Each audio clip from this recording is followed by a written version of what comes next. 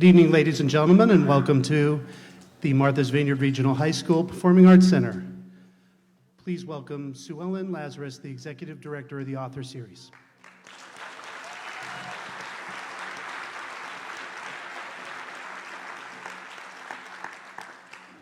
Thank you. Welcome, and welcome to the final talk in the 2018 Martha's Vineyard Author Series. And thank you for your patience in coming in and bearing with us while we register. I know there's some people, some of the VIP sponsors have not gotten your books yet. They should be available within the next 10 minutes. Either you can go out or at the end of the talk, we'll make sure you can get them. You'll just need to bring your vouchers with you. In any event, the business at hand. I'm the founding director of the Author Series and the Book Festival too. We're so excited about this evening and we're thrilled that you're here. I'm delighted to welcome you here on behalf of our sponsors, the Vineyard Gazette, our fabulous partner and unparalleled local paper, and the Chilmark Town Affairs Council, the umbrella organization of the Martha's Vineyard Author Series and Book Festival. The council oversees the summer programs of the Chilmark Community Center, including the Book Festival and the Author Series, but also the program for children and young adults that happens every morning at the Community Center during the summer. We wanted to let you know that the Book Festival will be back in 2019. It'll be held on August 3rd and 4th, so we hope to see all of you there.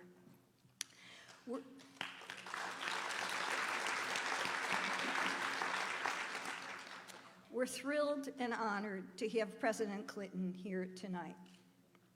We are here to discuss his ambitious and wildly readable, as it has been called, new novel, The President is Missing.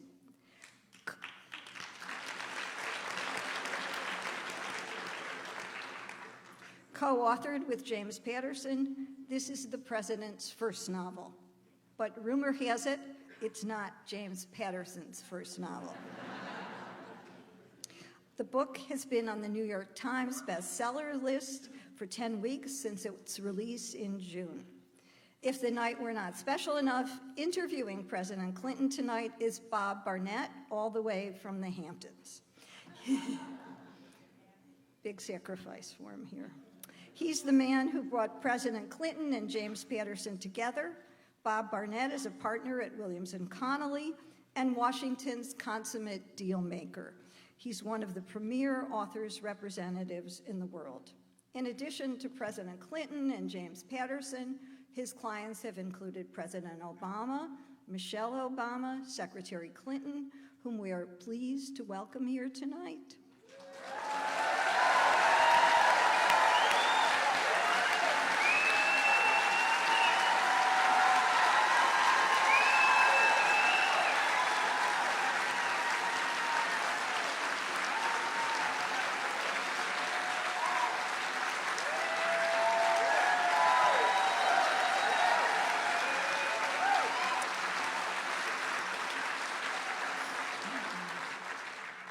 Bob Woodward, and a long list of other presidents and senators, congressmen, cabinet officers, and world leaders. He represents television news correspondents and assists government officials transitioning to the private sector. Wearing one of his many hats, in 1982, Bob served as President Clinton's debate coach. He's been called upon to play the role of Dick Cheney, Bernie Sanders, Mike Pence, and many others. He's a versatile guy. And welcome to Martha's Vineyard, Bob.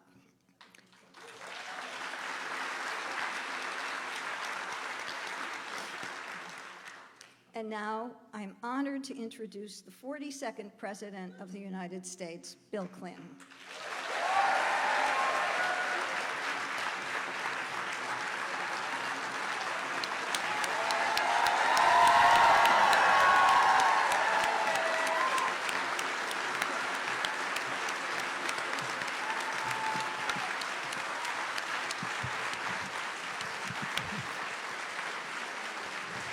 Who was that? Who was that?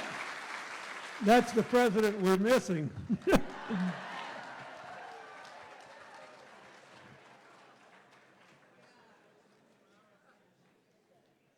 Hello, Martha's Vineyard. Thank you for having us here. It's a great honor to be here with the president. We've done this a couple times. I want to confess up front, this is not a news interview. This is not a gotcha interview. I hope it will be entertaining. I have one simple goal. I want every person in this audience to buy this book, read this book, and enjoy this book.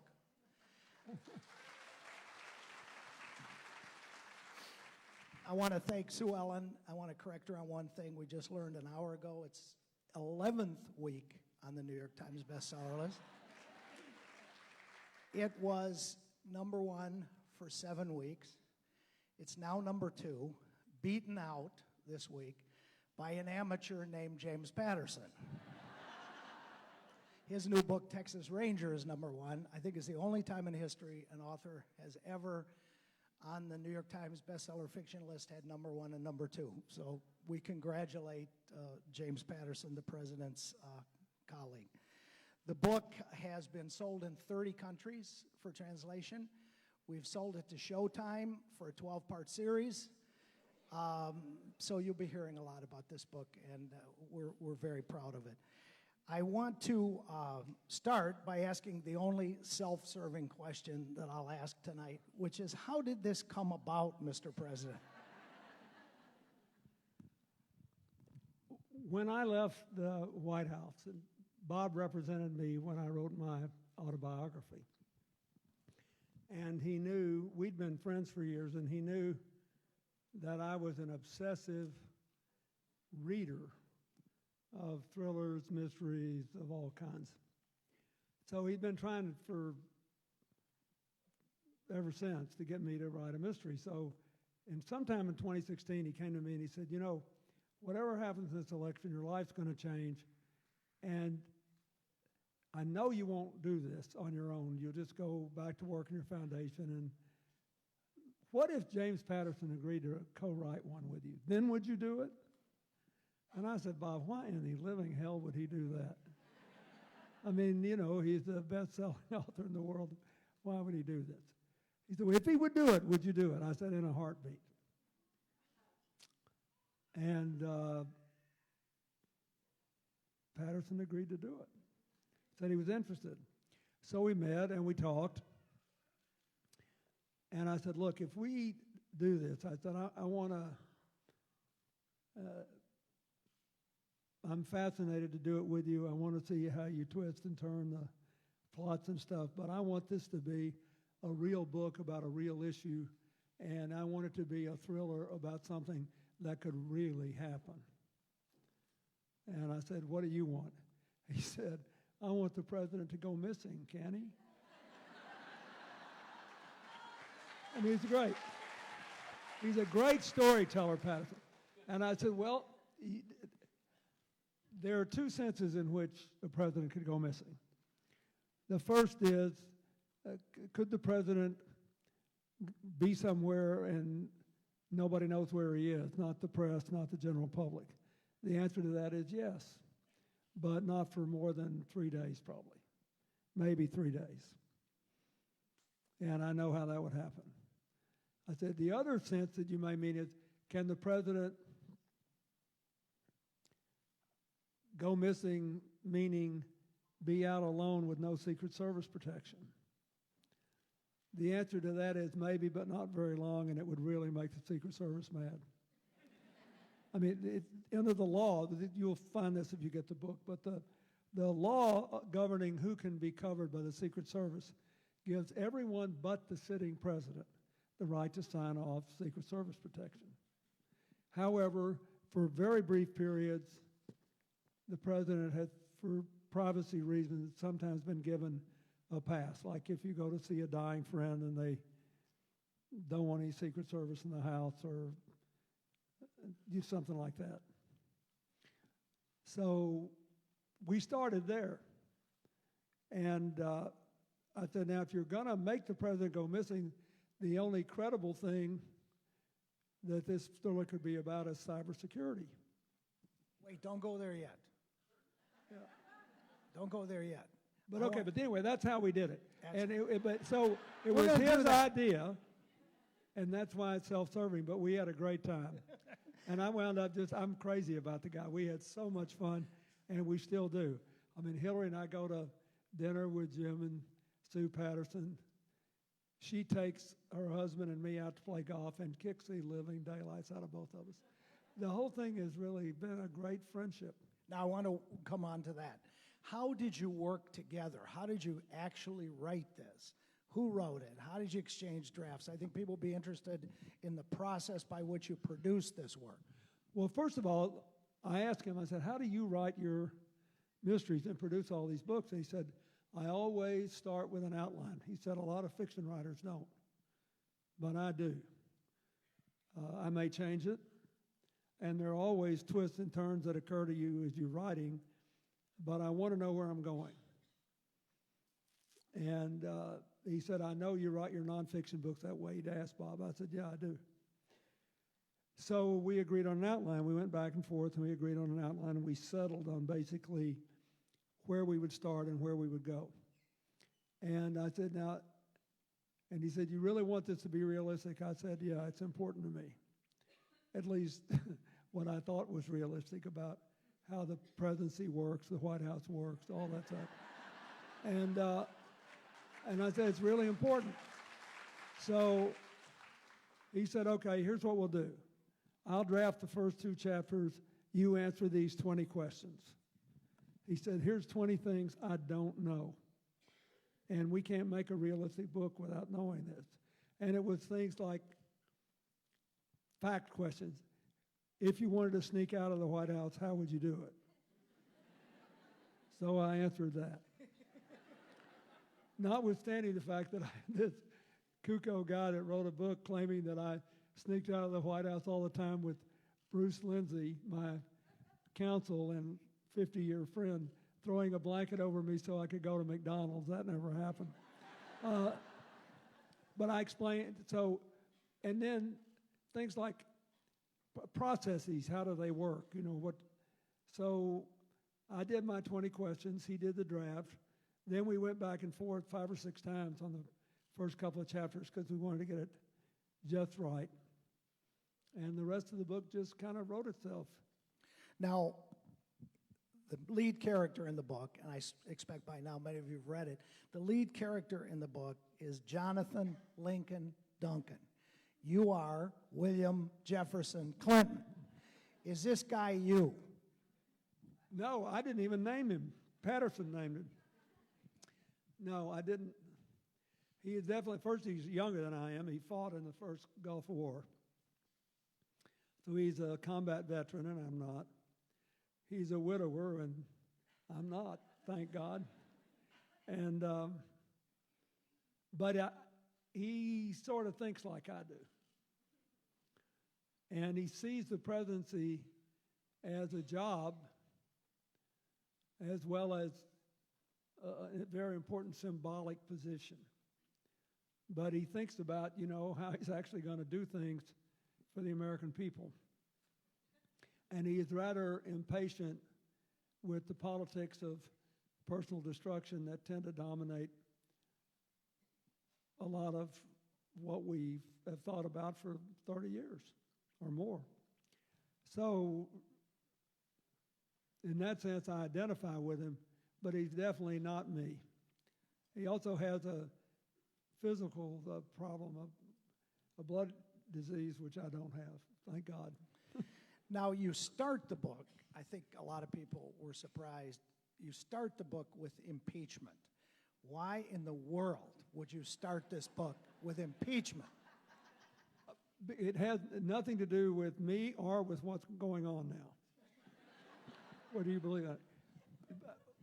What we were trying to show by starting the book with impeachment is the price democracy pays for extreme polarization and demonization.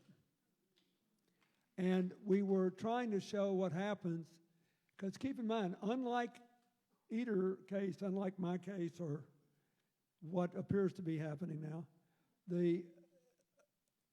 in this case, the president admits that if he did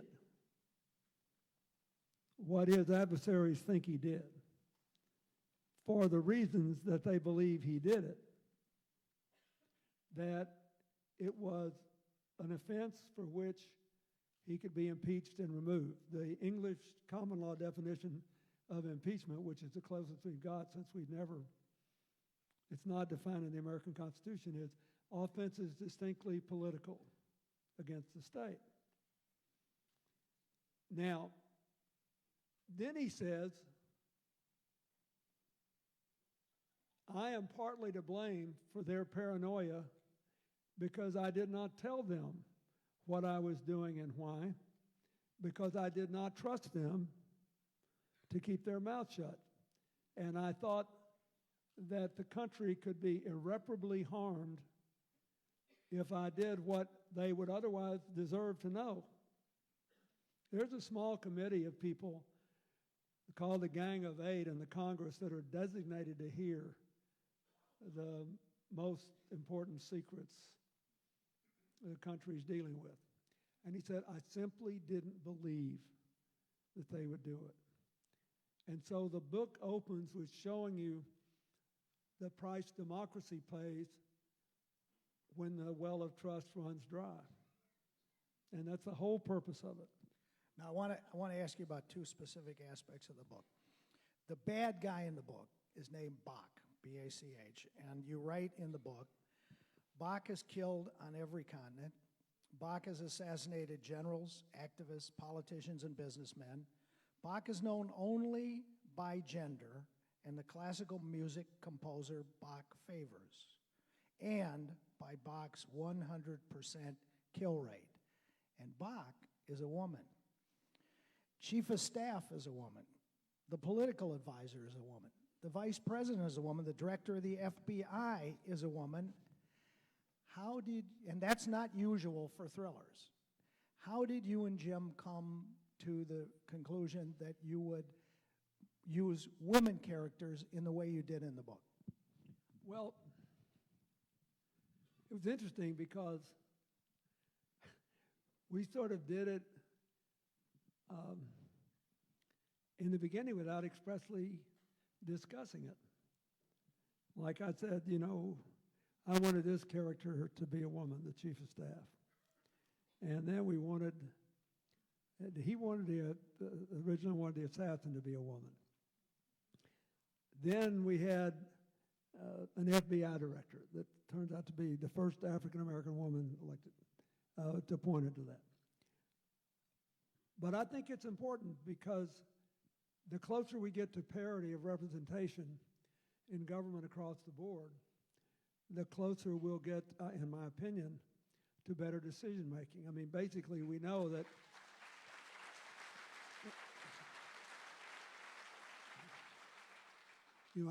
I appointed the first woman Secretary of State, the first woman Attorney General. I have only had female chiefs of staff since I left the White House. And obviously, I did what I could to elect the first woman president. And so what I think is you've got a talent pool in America and, frankly, largely across the world, which is largely underutilized. And I think it has reinforces the sense of suspicion around a lot of all these other issues. I think we need to equalize the opportunities. And so but we actually almost instinctively did it. Both of us did. And we were writing different parts of the book, and we wound up, I said, we got a lot of women in this book. It's good. And some are good and some are bad. I think the assassin is in some way the most interesting person in the book. Now, another fascinating aspect of this book, I think, is presidential decision-making and the exploration of the very difficult choices a president has to make. And you write here, when the president has to make a tough call about whether killing a terrorist in the face of possibly killing innocent people, including children, you write, "Aren't we different? Don't we draw the line at conducting a military strike that we know will kill innocent children? Unintended consequences are one thing. This time we know the results before we act." How did you, during your 8 years, go about making those impossible decisions like the one that Duncan faces here? I think the only way you can do it is to ask yourself, if you're reasonably sure that if you take some action you know will result in innocent people being killed, that you're saving more lives. I'll give you the perfect example. When Saddam Hussein tried to kill the first President Bush, you remember that? Right after I took office. He was in Kuwait and Saddam tried to kill him. I talked to Colin Powell about it. He was then chairman of the Joint Chiefs of Staff. I said, we can't let this go. And he agreed, but he said it was a very ham-handed assassination attempt, and you have to decide how many people you want to kill if you want to go after Saddam. And I said, well, who did this? He said, the Interior Ministry. I said, well, what happens if we hit it at night? Well, I said, we can't do nothing. So we hit it at night with long-range smart missiles, so-called. 3 of them overshot and landed in a prosperous Baghdad neighborhood, and 8 people were killed. And I hated it. For all I know, all those 8 people hated Saddam Hussein. But I knew that if we did nothing, he would go out and kill more people. And he stayed within his box for 8 years. He gave us, we had to have a no-fly zone. We had other containment measures, but it wasn't a problem. When we were involved in the air campaign in Kosovo, that went on for 77 days. I did my best to avoid any civilian target. They had already killed 10,000 Kosovars and created 1 million refugees. And there were going to be, and you remember how many Bosnians had already been killed by Milosevic, 250,000, by Milosevic's stooges in Bosnia and Herzegovina. And so we did what we thought was right. One day we hit a bridge, and on that bridge there was a bus full of 43 Kosovar Albanians. The very people whose lives we were trying to save were killed. But people talk a lot about this, but you can't fire off big weapons and do stuff, I don't care how precise it is, and expect that there will never be any unintended and innocent deaths. So it's a very grave decision you have to make. You have to ask yourself, am I going to save more lives than I'm going to take? What are the consequences? And if you haven't read the book, you'll find it fascinating how this president resolves and this it. president wrestles with all this. He's got a particularly hideous, awful decision to make. Now, the main threat in this book, which you wanted to be the central topic of the book, is cyber terrorism. And you issued, if I'm not mistaken, the first executive order on cyber terrorism in 1997. You write here that the danger in this book is the most dangerous cyber attack ever launched against the United States or any nation. It was designed to cripple our military, erase all our financial records, destroy our electrical grid, transmission networks, break our water and water purification systems, disable our cell phones, and more. There would be massive loss of life, damage to the health of millions, economic crash greater than the Depression, and violent anarchy in the streets. How real is that threat today as we sit here? It's real. Every single one of those things could happen. Now, you have to think long and hard if you tried to do all that, because if you tried and missed, the blowback could be grievous. And so far, most of the cyber attacks on America by other nation states have been for economic advantage or national security intelligence. China's very good at it. The Russians are the only ones, as far as we know, that have done it for economic and security intelligence and to mess with the elections. The next best cyber attackers are probably Iran and North Korea. And North Korea is particularly dangerous because if you want to counterattack, you realize that they don't have much to lose. In other words, the thing that makes this so dangerous for any advanced society is that everything's now connected. So everything is cyber dependent. And therefore, you need to have a defense which cannot be overcome, or an immediate defense is erected almost simultaneously with any attack to minimize it. For example, to take out anything with a backup system, take our financial records, you would have to have a virus you probably planted in advance that could invade the backup systems as well as the main records. But there's a reason that this is a very fast-growing part of our economy. And one of the reasons we put Israel in this book as a country that we put Israel and Germany in as countries the United States was working with and consulting with, because the Germans have had extensive experience with Russian hacking and developed good defenses. And because there have been several years in the last decade in which Israel, as small as it is, has attracted 50% of all the new investment capital in cybersecurity in the world. And it's a very fast-growing part of the American economy, too. One of our events we did in San Antonio, which is the biggest center for cybersecurity firms outside Northern Virginia in the Pentagon area.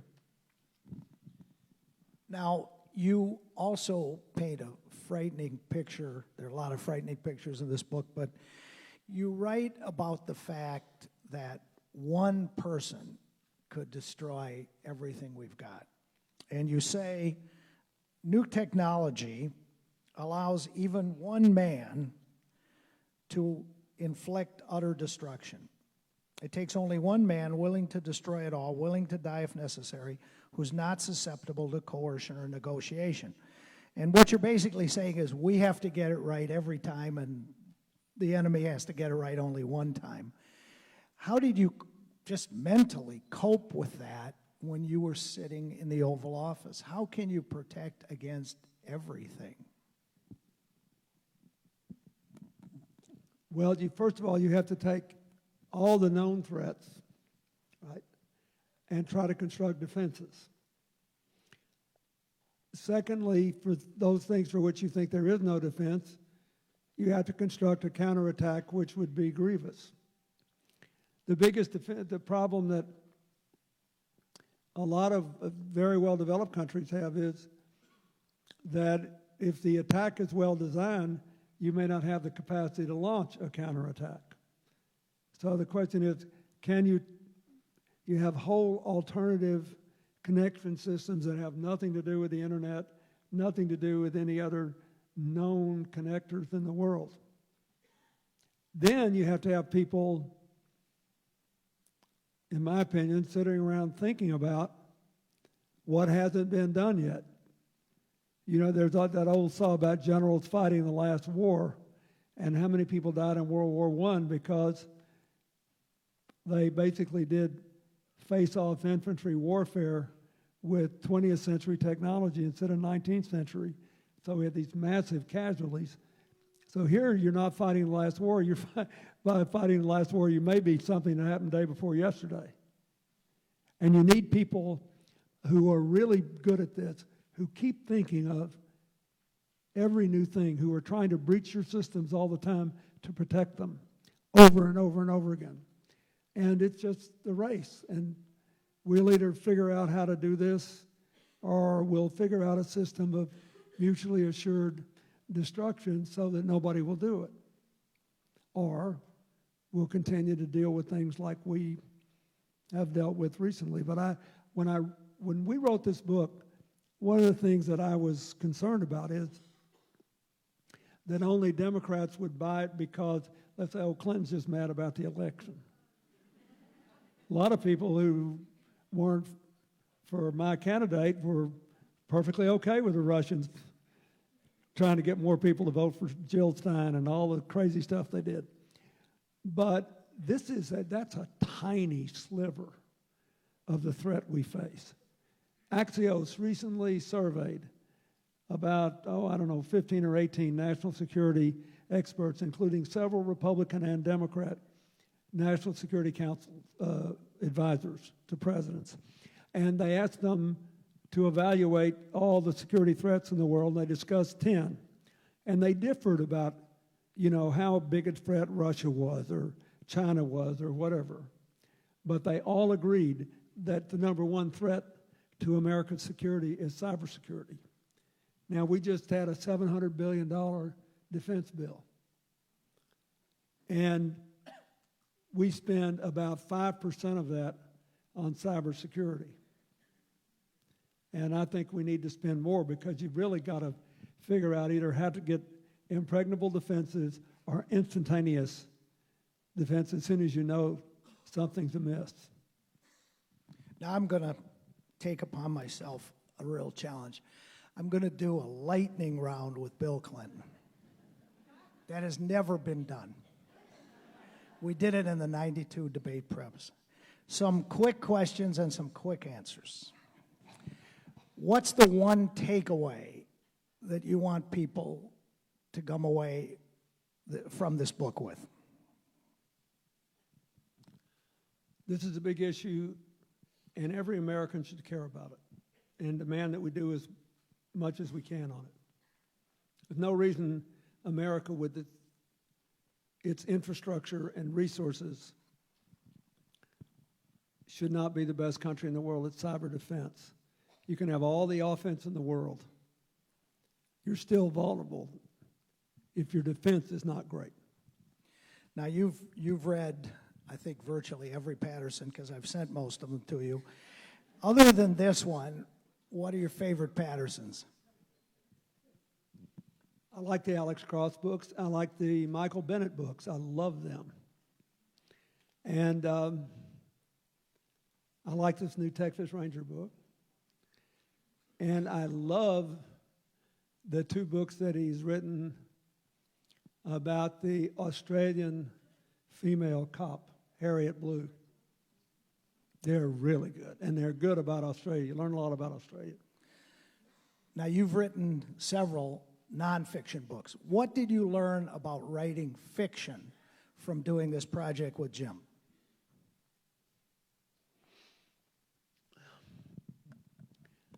That sometimes you can create a more real feeling with fiction than with fact. That if you now also I learned I read the paper every day, and sometimes I see the facts seem stranger than fiction. But what I mean by that is, you can imagine. I don't want to talk too much about it, but our assassin, I love our assassin. And one of the things that we did was if you're writing a fiction book, according to an outline, you can find yourself, particularly if it's a thriller, so you got action sequence, pop, pop, pop. I'd call Patterson and kid him. I said, every now and then, I said, Jim, we've written 30 pages. We hadn't killed anybody in 30 pages. So But what happens if you're not careful writing action books is you get to the end of the road and all these people seem like cartoons. They may be attractive cartoons or scary cartoons, but they don't seem like people. That's one of the things that's wrong with politics, too. But what I liked about fiction that I didn't think about is that you can keep, it's like painting, it's like having a painting on an easel that you just keep going back to, and you can make it deeper and more textured. And we just decided to make something out of the assassin, and I think she winds up being one of the most interesting characters in the book. And it just happened as a side conversation. I said, Jim, you know, this woman came out of the Bosnian War. There are so many people like her, so many really impressive people who were young, men and women who were really young when this happened, who were deeply scarred by it. So she comes across as credible, and I thought it's interesting because one of the few things we were criticized for by a highly regarded literary critic who reviewed the book said this is a good book, but this assassin thing is crazy. Nobody believes this. Nobody's like that. She's wrong about that. And Who would you like to play the president in the Showtime series? I'm for Ted Danson, who's here tonight.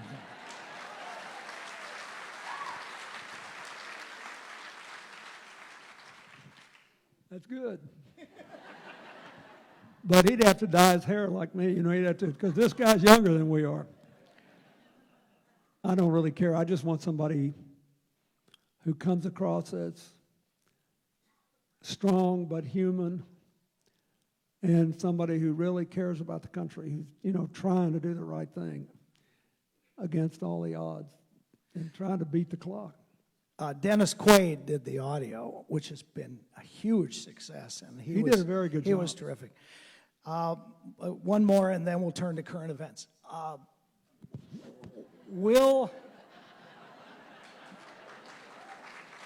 You guys thought I didn't have the guts to do that.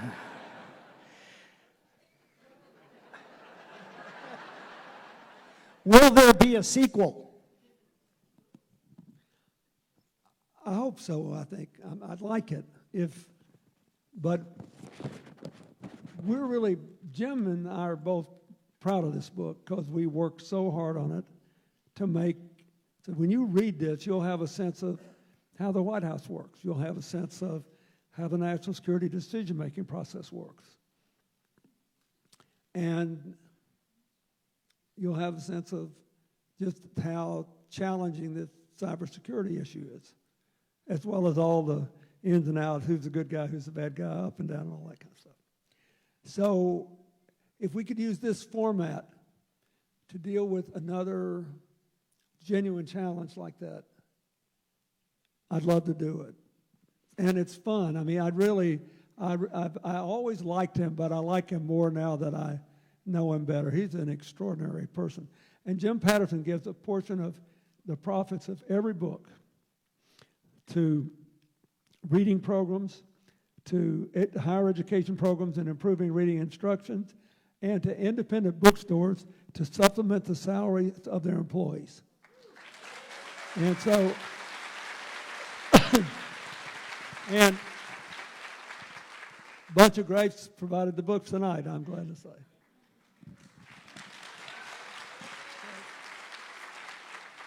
David Sanger has written a terrific book about cyber terrorism and some front page articles in the last couple of weeks in the New York Times about the fact that we're now using cyber offensively as opposed to defensively. How do you feel about that? Well, first of all, I recommend you read Sanger's book and Richard Clark's most recent book. And if you're really interested in it, you can read his most recent book and then the one he wrote in 2010 and see how much hasn't changed and how much has. But I mean, these are, you know, pretty straightforward, easy to grasp, cleverly written explanations of what we're up against. So, after our book was published, General Mattis, the Defense Secretary, said first they were going to up their efforts in cyber defense, and then second, that they were not going to allow another assault like the assault we had on our elections without our counterattack. And how I feel about that is really good right now. But keep in mind, I haven't had access to the latest information in a long time. Your security clearance been taken away? It's just a matter of time.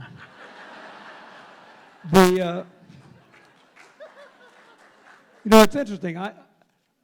When I got out of the White House, the president isn't, the former president's entitled to security briefings. They can get the president's daily brief every day.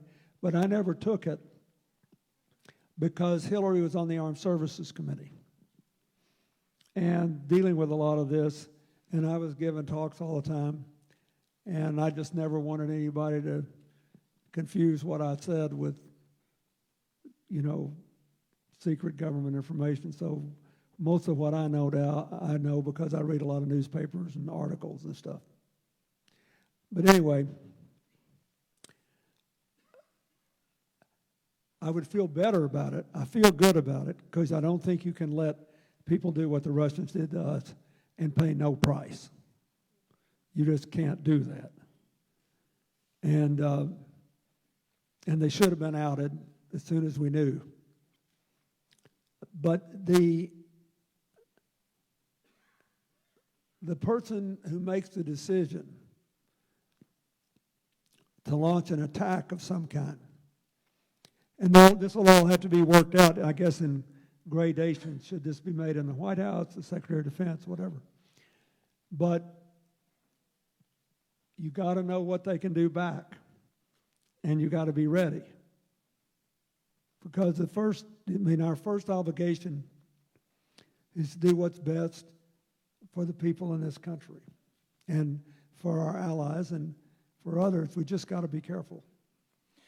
But on balance, laying down and letting them walk all over you has never been a very good strategy.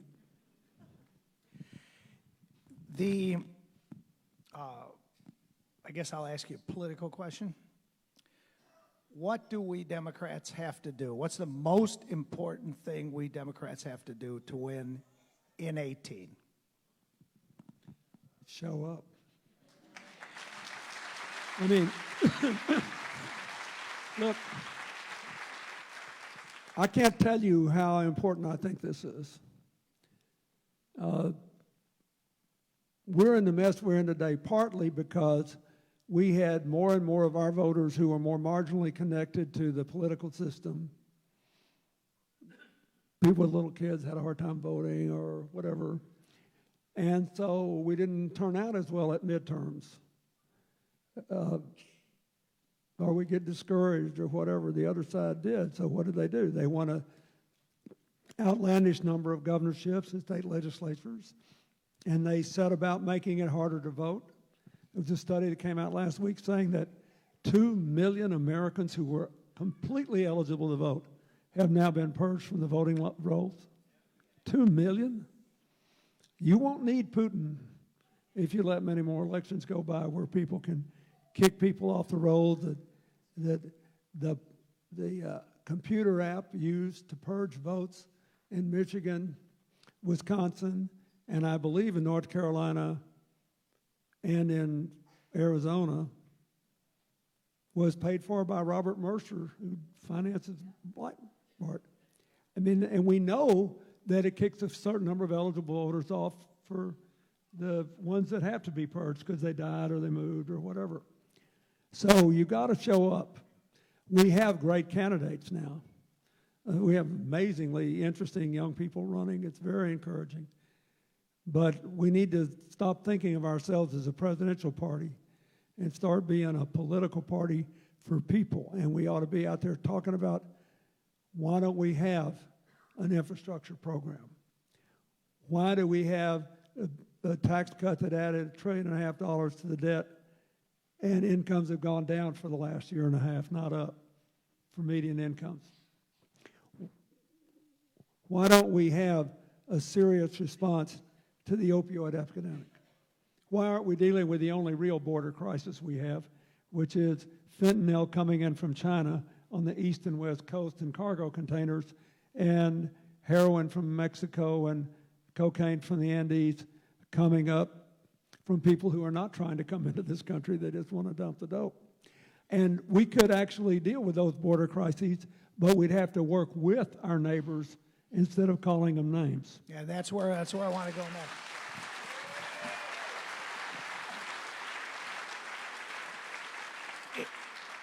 It seems that over the last 2 years, we've gone to war with the UK, Canada, every friend we have. I'd like to hear Bill Clinton's view on why alliances are important.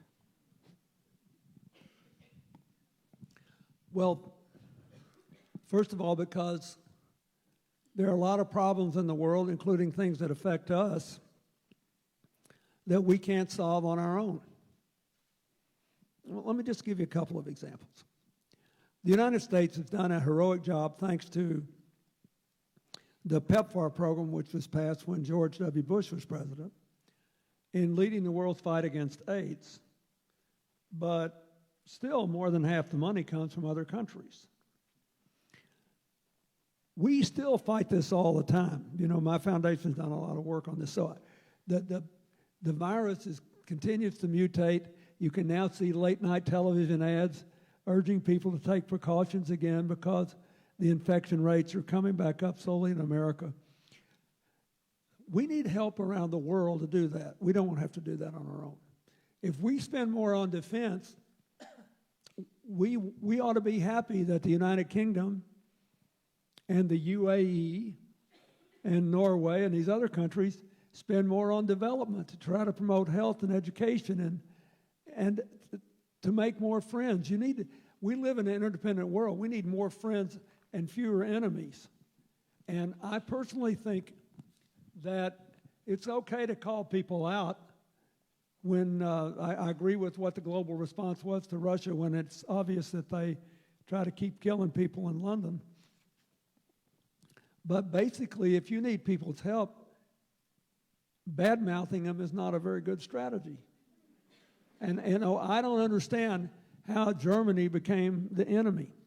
Why aren't we learning something from Germany? The Germans have one of the two most highly rated health systems in the world, and it costs less than Americans.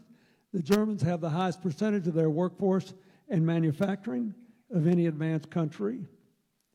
The Germans are more trade dependent than we are. Why are we fighting with them? And they have certainly taken the lion's share of all the European countries and the United States of refugees from the largest refugee problem in modern times, which is Syria. And the UK, through labor governments and conservative governments, has been our friend and ally. And, you know, accusing them of wiretapping for something they obviously didn't do in the last campaign is not a very good strategy, I don't think. But apparently, there are a fair number of Americans who are willing to trade Europe and Mexico and Canada for North Korea, China, and Russia. I hope we have a good relationship with China. I hope once again we'll have a good constructive relationship with Russia someday, and I hope that the tensions on the Korean Peninsula will abate. But I think dumping your old friends who believe in democracy and freedom and actually try to help you solve the world's problems is not a very smart move.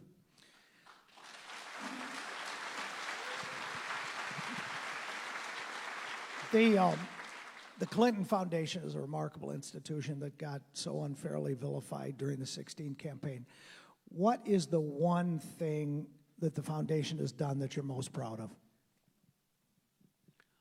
Oh, over a long period of time, I think the most important thing we've done is the Clinton Global Initiative, because while I had it going, we literally got people together for 12 years to commit and to do things that helped more than 400 million people in 180 countries.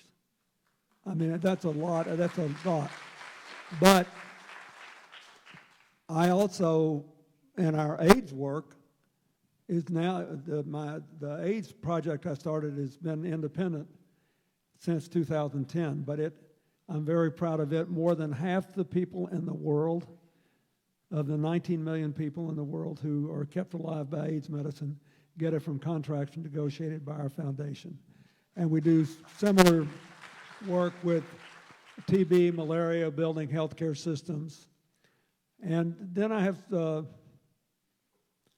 like a lot of the things we do, smaller things.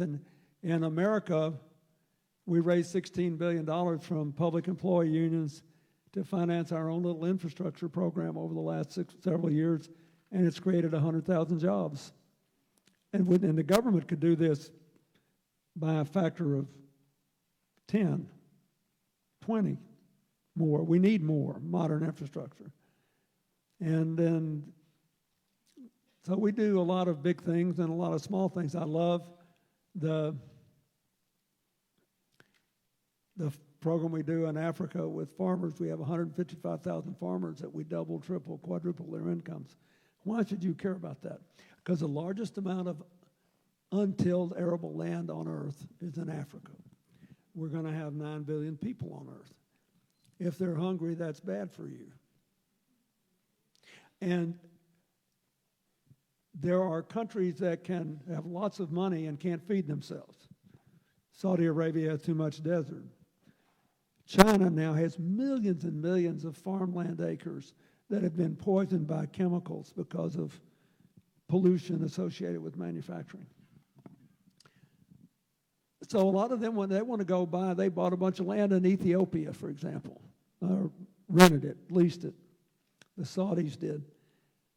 And if they go in and just mechanize the farming overnight, what will happen is all those people will be thrown off the land. The topsoil will be destroyed and overused in a few years. And 5, 10 years down the road, the productivity of the land will be less. More people will be living in cities that are miserable and dysfunctional. And if you can teach these people to produce by doing literally things that were done in the United States during the Depression, which is what we do, you're going to stabilize the land, they'll take care of the land, and permit an orderly transition to more efficient agriculture in these countries. You should want that. So those are some of the things we do that I really love. The most important thing we do, maybe over the long run, though, is this leadership program I do with President Bush, 43. We pick 60 people, more or less evenly divided by parties every year, and young mid-career professionals. And they meet for months. They meet at my library, his library, the LBJ library, and Bush 41's library, discuss an important issue that we all dealt with, and then they take the lessons they've learned and apply it to current problems. And the most amazing thing that's happened, these people who, when we have graduation ceremonies, W and I do the graduation ceremony, the Republicans come up to me, and the Democrats come up to him. And they thank us because they said, I didn't know there were any people like that. I never would have met these people.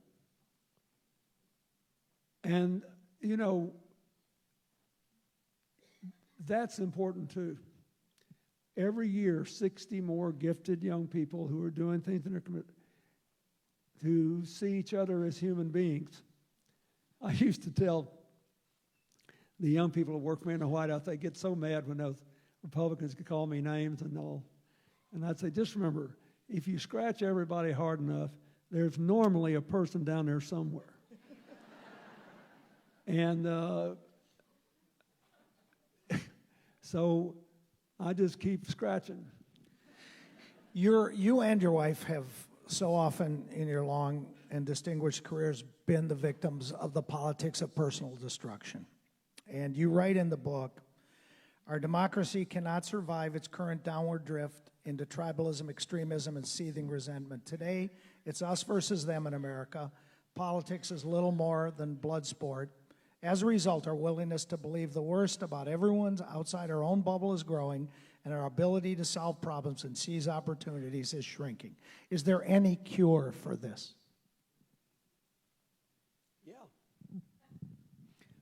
people have to stop rewarding it politically. I mean, either you reward it politically either by voting for it or by sitting out the election or believing what was shoved down the people's throat 2 years ago, and what America's reigning expert on the relationship of the media to the presidency, Thomas Patterson, who's a professor at Harvard, he called it the information eco-structure a feast of false equivalency. No, they're all bad. No, all that. It's just not true. So we can start in this election with the choices before us. But we have to keep, and the politicians, they got to keep trying to give the election back to the people. If you think about it, if you ran a newspaper today, it's hard to keep a newspaper going. It is. It's hard work. Okay, so one of the things I've learned is that unless you're the Washington Post now, they were great at the end of the last election because Jeff Bezos owns them. And he says, go be a newspaper. So they stopped telling us for the last month that the email thing was the most important issue since the end of World War II, which is literally what everybody else said. Look at the Harvard study. We're in Massachusetts. Look at the Berkman-Klein study. Emails got 30% more coverage than all of Mr. Trump's negatives combined. And it was, I literally don't have the words. As somebody who was responsible for the national security of this country for 8 years, and as somebody who has known my wife for a lot longer than that, and who thinks that she is the single most conscientious person I have ever known, when Jim Comey stood up and said she and 300 other people were careless with national security, I wanted to throw up. And the fact that no one would explain to the American people what it was, it sent me into orbit. But it was just politics because it was good for the business. Because one of the things I learned is newspapers, they have to go online and they have to sell online ads, and the number of ads you sell and the price you charge depends on how many clicks you get, and that depends on how many retweets your articles get and whether it leads the evening news. And I got a call the other night from a guy in California who had watched Hillary give a speech. He'd streamed some program. The speech was 1.5 years ago. He says, God, that's the best thing I've ever heard about doing something for the working class. And then I checked, and it was not on any television network. I said, she call anybody a name? He said, no. I said, out. So I'm sympathetic with it. But you have to vote for people, and then you have to demand that they give you the election. The election is not about the politicians and the people who are their interlocutors. The election is about the lives of the American people. And when we start voting that way again, everything will settle down. Now, we had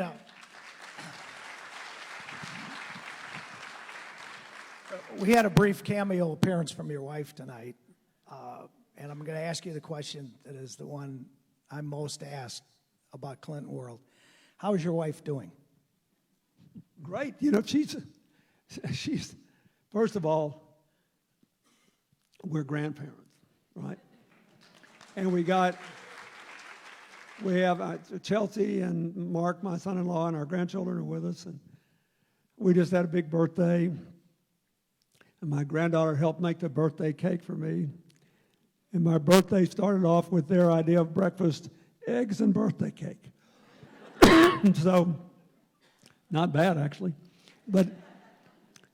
And she's doing a lot of work. She's helping all these women's groups, who are trying to get young people into politics and support causes, and she's just perpetual motion. She's still working on what she believes is right. I want to ask one more serious question before we run out of time. North Korea. You sent Madeline there at the end of your term. it's fair to say you were pretty close to going. The clock ran out, and then Bush reversed the policies. Are we getting snookered there? Are we being played? Is there anything there? Please give us your Korea analysis. Well, I don't know because they didn't say, anything when the meeting occurred. I was not against the meeting, but I mean, here's the deal. They didn't produce any nuclear fissile material when I was president because we made a deal with them with a lot of duress. I mean, I basically privately told the then leader who founded North Korea, Kim Il-sung, that I did not want a military conflict, but he could not become a nuclear power because North Korea is great at making missiles and bombs, but they can't feed themselves. So the tendency to sell that stuff or give it away is enormous. So we were all right for a while. Then at the end of my term, his son, who acted rather erratically, just like this young man did when he first got in, became more open to an agreement and sent his top military aide to see me after Madeline went to North Korea. And I was prepared to go. And I would have had to go to end their missile program, so I wanted to wrap up their missile and their nuclear program. But I only had 6 weeks left. And I didn't do it because Yasser Arafat, the only time he ever lied to me, promised me he was going to take the peace deal that I would propose. And I said, well, look, I can go in this missile program. I told him. And he said, oh, God, you can't do that. I said, I know I can't because I got to go to North Korea, South Korea, Japan, China, and probably Russia. And it's 12, 14 days. And you think I'll have to make it look like I made you take this peace deal, don't you? He said, yeah. I said, well, are you going to take it? He said, absolutely. He said, if you leave here without a peace deal for me, it'll be 5 years, 10 years, maybe much longer. Well, it's now 18 years and counting. And I still don't know why he backed out. There are all these people who give speeches. I read about them all the time. Claim to know. I don't agree. I know what I think happened. But anyway, yes, I was prepared to go. And he admitted, I said, you owe it to me to let me go because I've fought for you hard. If you're not going to do this, just let me go. He said, nope, we got to do it. And that's why it didn't happen. Whether it would have happened if I'd gone, I can't say. But I can say this. You can't just have them say something. You need a deal. It needs to be specific. It needs to be verifiable. You need to be able to check it. And we need to be able to, like any other deal, they need to be able to hold us accountable, and we need to be able to hold them accountable. Last question. We wake up every day and we see tweets and we see indictments and pleas and investigations and politics of destruction. What makes you, two-term President of the United States, Bill Clinton, hopeful about America?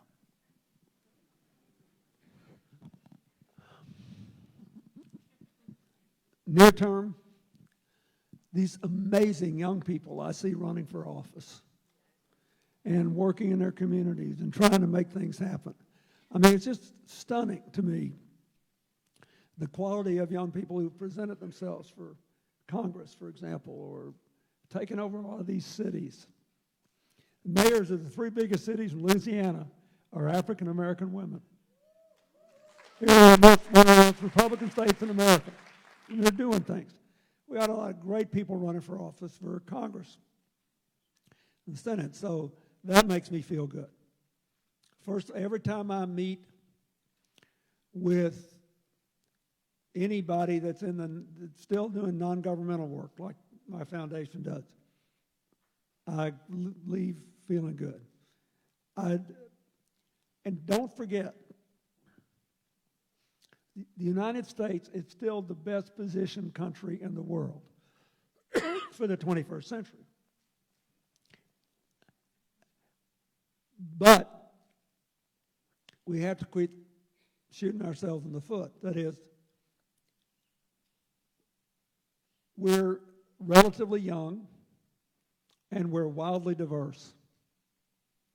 And I could fill this beautiful auditorium with the studies showing that diverse groups make better decisions and build stronger economies and stronger economic units than homogeneous groups or lone geniuses. Now, so the native-born birth rate is static, stable. You may say, well, that'll be a good thing when we get to the apex of artificial intelligence and robotics, because we'll be killing more jobs than we create for the first time since the dawn of the Industrial Revolution. Maybe, but we're not there yet. We got lots to do. So therefore, we need more immigrants. We ought to get off this anti-immigrant thing, in my opinion, and pass immigration reform, deal with a real border crisis, which, as I said, is fentanyl and heroin and cocaine, and embrace sensible trade policies. Look, a lot of these trade deals that were done years ago should be updated, but we're 4% of the world's people with 27% of the world's GDP. We got to sell something to somebody else, and we can't just bully them around. How did Canada become our enemy? We have a trade surplus with Canada. And how did the immigrants become our enemy? The crime rate of immigrants is lower than that of the native-born, and the small business formation rate of immigrants is twice that of the native-born. We need to just settle down, count our blessings, deal with climate change, and use it as a way to modernize the economy, deal with all these issues about women and men in the workplace and all that, use it as a way to democratize our society and our politics, and get our heads up. I mean, dear God, any other country in the world would kill for the advantages we have. The universities, the technology, the everything. Only the politics is getting in our way. And we just have to decide whether we want to fix it bad enough. And I hope you do.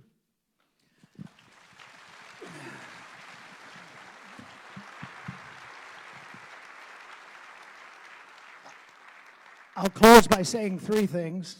Thank you, Martha's Vineyard. Read the book, and I wish he could run again.